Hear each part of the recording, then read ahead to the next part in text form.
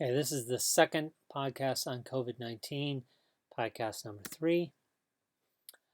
So what happens when you get infected? I'm not going to go over all the things in this slide, but essentially there's an early stage and a late stage effect of how your body reacts to the virus. Your immune system is super complex. We're not going to talk a lot about its complexity in this class. Talk about that more in cell physiology. But there are several different aspects to it. You can think about it in terms of like a medieval army storming a castle. And the army, the invading army would be the virus, and the castle would be your immune system. Your immune system has lots of components.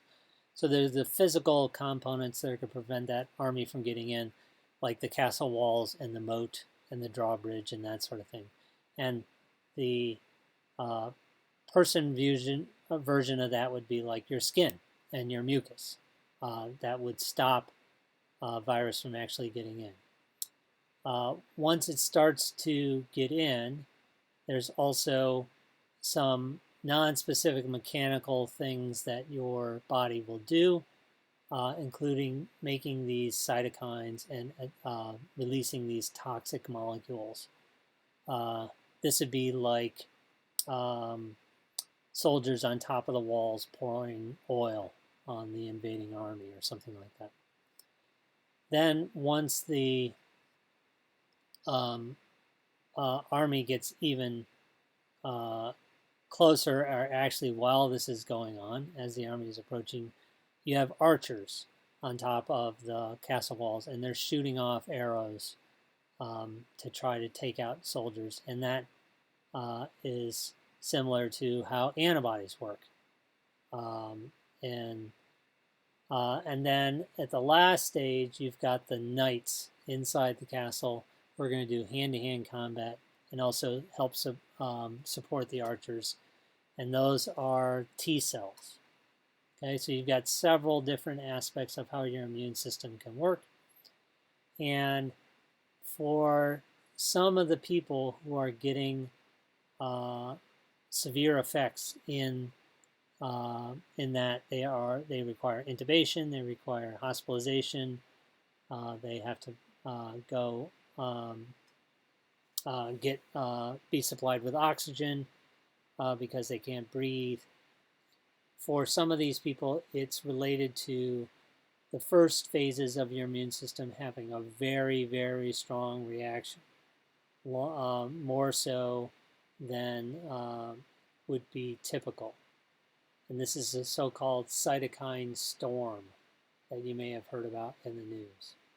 So it's sort of like they're pouring boiling oil over the surface, but they do 10 times as much as they normally do, and that's enough where it starts to hurt some of our own soldiers, in addition to taking care of the enemy. And that's the thing that's happening in your body's effort to try to eliminate the virus. It's also attacking your own cells, and people can have very severe effects from that. There is some good news in that the latest stage, where the army gets inside the castle and the knights get active, the T cells get active. There's some evidence recently that if you've been exposed to a cold virus in your past, and almost everybody has, you have some memory of how to do that, and that will work in this current new virus. The old cells will work against the new virus. So there's a lot of complicated information on the cell, a lot of words that I just said. The bottom line is that if you are infected with the coronavirus, you can have lots of different responses. Some people go through it and they're okay, like they might not even know that they're infected. Other people have very severe complications and may even die. Some of that might be related to overactive immune system on your first stages of defense. And some of the therapies are geared toward tamping down that first stage response in the early stage. Okay. This cytokine storm syndrome that you may have heard about involves release of large numbers of white blood cells that in turn release inflammatory cytokines. These are small molecules that activate inflammation pathways. Normally, this would be deadly for only cells that are infected with the virus, but so much is released in this storm that it starts to attack healthy cells too. It can cause something called ARDS, or acute respiratory distress syndrome. This is known before the coronavirus, and doctors were somewhat surprised where they started seeing people with ARDS who are infected with coronavirus. Okay.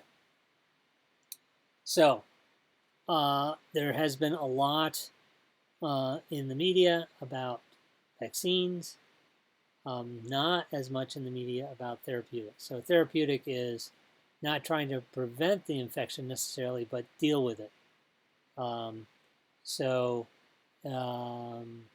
Like Advil or something like that. It doesn't prevent the headache, but once you get a headache, can make it better. So the World Health Organization started clinical trials on these existing drugs, remdesivir, chloroquine, hydroxychloroquine, lopinavir, and ritonavir, and then this plus interferon beta. These are all started back in March. It was a multi-country endeavor. The U.S. wasn't involved in that, although we did our own trials on this. The trial itself was called Solidarity. We now know that chloroquine, hydroxychloroquine, has been dropped. It's been dropped in the U.S. too because it's no evidence that it's effective, no clinical evidence that it's effective, and some clinical evidence that actually is worse, that people in these trials had a worse outcome. They died at a greater rate if they got the drug than if they didn't get the drug. And that is related to there are cardiac effects of using that drug, and a lot of the people affected by COVID-19, severely affected by COVID-19, have cardiac pre-existing conditions. So it's not recommended in the United States, even though it's been politicized and is pretty controversial. Remdesivir is an antiviral that had been tried in Ebola and was not that effective. It's shown to be effective in the current pandemic, and that survival rate increases pretty dramatically when patients are given remdesivir. It's an intravenous delivery. The United States bought up a whole bunch of remdesivir, and it's considered pretty standard treatment for people who are with advanced COVID symptoms. There are lots of therapeutics that are still in the works. There are some really cool ideas out there. We'll see what pans out. So one idea is to make a dummy receptor. So we talked about in the last podcast how the spike proteins recognize the ACE receptor on the outside of cells. One way is you just give somebody an injection of lots of ACE receptors that are not attached to cells but floating around in the blood, and they suck up and gum up all those viral particles so that they can't bind to legitimate ACE receptors that are in cells. There's another cool idea in that spike protein there is a stretch of acidic amino acids, positively charged amino acid residues, and you don't necessarily know why they're there, but you can make a drug that is the opposite of that, negatively charged amino acid residues that bind to that positive area of the virus and inactivate it. And that's going forward. There are existing steroids. One is called dexamethasone. It's a pretty common steroid. Steroids have the general property of lowering the inflammatory response, so that cytokine storm thing I was talking about, it decreases that. So, and that has a pretty dramatic effect in helping people. In general, we know a lot. We, being the medical community, knows a lot more about how to make things better for people who have serious complications than we did in March. And this second wave, if you want to call it a second wave, I've been asked about this on the radio. Technically, you can't have a second wave until the first wave goes to zero. We never did that. But whatever you want to call it, this surge in cases in the late summer, the outcomes for those cases has generally been better than it is in March. People are still dying. People are still getting very seriously ill. And more young people are getting sick, more people that are college age. But in terms of deaths, it has not been as bad in terms of the rate of death as it was very early. And that's because doctors are learning how to treat it. I'm not going to talk much about this, but I will later on in the course as we talk about the endomembrane system. So these drugs work at different parts of the life cycle of the virus, where the virus attaches to the cell, how the virus gets incorporated into the cell, how the mRNA from the virus gets read by the ribosome, how then that giant protein gets cut into different parts so it can make the machinery to assemble new virions, etc. We will talk about those as we encounter them when we talk about the endomembrane system.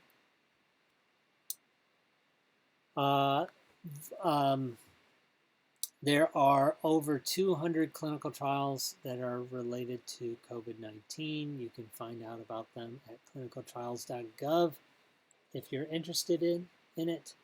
Many of these are vaccine related, but not all of them. There are therapeutic trials also going on. Clinical trial has different phases in this country. Other countries have clinical trials also. And they have phases. They work. The laws are somewhat different. And recently, Russia skipped phase 3 clinical trials to give it to their population without thoroughly testing it, which I and people who are smarter than me, as I'm no epidemiologist, think is a really bad idea. So if you have a clinical intervention for use in humans, you would go through these trials. And in phase 0, you're trying to find out, does it work? What's the mechanism? And this could be very low sample size and very low dose of your drug or your intervention, your treatment. Phase 0 is not always required. Phase 1 is where these vaccines have started. And in phase 1, you're just trying to find out, is the intervention safe? So what are the side effects? Can this safely be given to people, even if it doesn't work? So phase 1 trials for the COVID-19 vaccine were in the few dozen people range, not many people at all. And there were some side effects. So people had fevers, some dizziness, but they were short-lived. Um, and that's part of how they decided with the Moderna vaccine to not go with the highest dose and to have 2 doses instead of just 1 dose. In phase 2, it's more people, 25 to 100 people, trying to find out, does it work? Do you get what you're um, after? So does it work in terms of, does it make the disease go away? Does it cure it? Or does it give someone a higher quality of life or an extended life if it doesn't cure it? Phase 2 results for the COVID-19 viruses aren't completely out yet, but we're already into phase 3 because of the accelerated timescale and trying to get a vaccine out. So in phase 3, you go for hundreds to thousands of people. They're usually at multiple sites across the world. And the standard is, does it work better than what exists? So it could be you have a drug in phase 3 and it's no better than what exists on already. And sometimes those aren't approved. Sometimes they are approved because there may be a population that can't take the first drug, but another drug they could take for some reason. So even if it doesn't work better.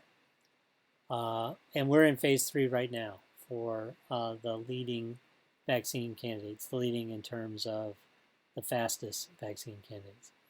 And then phase 4 is continued study of the drug, even while it can be prescribed and people are taking it to look for long-term effects. And some drugs are terminally in phase 4, and that they can be prescribed, but they're always being studied. Okay, so where are we at with vaccines? The Moderna mRNA 1273 vaccine is now in phase 3. There are 30,000 people who have been recruited. There was a call for one of the sites in just outside of Cleveland, and I actually volunteered but didn't get called for that clinical trial. For those 30,000 people, half will get the 2-dose of the virus vaccine 28 days apart, or they will get a placebo. The other half will get a placebo. And the person giving the shot and the person getting the shot, they don't know which it's going to be. This vaccine is the first of its kind in that it is not a weakened virus. It is just the mRNA encased in, just the mRNA for the spike protein encased in a membrane. So not the mRNA to make a whole virus, that would be bad, but just to make the spike protein. So you can't assemble the whole virus, but you can make the spike protein. And then the idea is you get your cells to make the spike protein, and then your cells will make antibodies against it. There have been, it's first of its kind, so an RNA-based vaccine or a DNA-based vaccine hasn't been approved anywhere in the world. There are other companies that are also in phase 3. One is from China, and they're doing their phase 3 mostly in Brazil, a little bit in Africa. There's one out of Cambridge in the UK that's actually a little bit ahead of the Moderna vaccine, and they are testing their phase 3 in South America and in Africa and in the UK. In order to test this, you need a place where the virus is raging. And so we can test in the United States because we've done such a bad job of keeping this virus under control. If you think about this, you can't, although some people are arguing you can, it's not ethical to give people the coronavirus on purpose. So with monkeys, they have given them the vaccine and then after the fact given them the virus on purpose. And they have been protected from getting sick by having the vaccine. You can't do that with people, even though, like I said, some people are arguing that you should. So you need to do your trial in a place where lots of people are getting sick so you can tell the difference between a placebo group and a vaccine group. So you need to show that the rate of infection in the vaccine group is lower than in the placebo group. And so it's being done all over the United States and Northeast Ohio because we had a pretty high rate as one of the places that is being tested. So this is unusual. A more standard approach is to use a weakened virus. So a virus that somehow has been chemically inactivated so they can't cause the virus to replicate in a person, but still has all the antigens, all the proteins that you would need to make antibodies against it. There's about 20 companies involved in making a vaccine, and almost all of these will fail.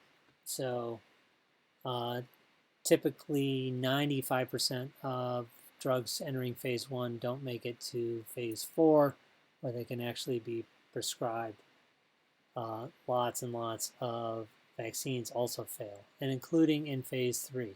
So recently there's been some phase 3 vaccines for other diseases, like for the Zika virus, for example, that failed in phase 3, and they looked good in phase 2. So it's really important to do phase 3 because if you don't do phase 3 and you don't have that huge sample size, you don't really know what kind of side effects there could be, and you don't know really how effective it's going to be unless you have that big virus, that big sample size. So think about all the resistance to vaccines that are out there. If we put out a vaccine that was not very good, then people would not have confidence in the vaccine and they wouldn't get it. And we need large percent of the population be vaccinated in order to protect the whole population. Besides that, if you put out a vaccine that was not very protective, and people thought that they were protected because they got vaccinated, and then they engaged in not social distancing anymore, not wearing masks anymore, then you have a second outbreak or a third outbreak of the disease. So it's really important that the vaccine is right before it's released.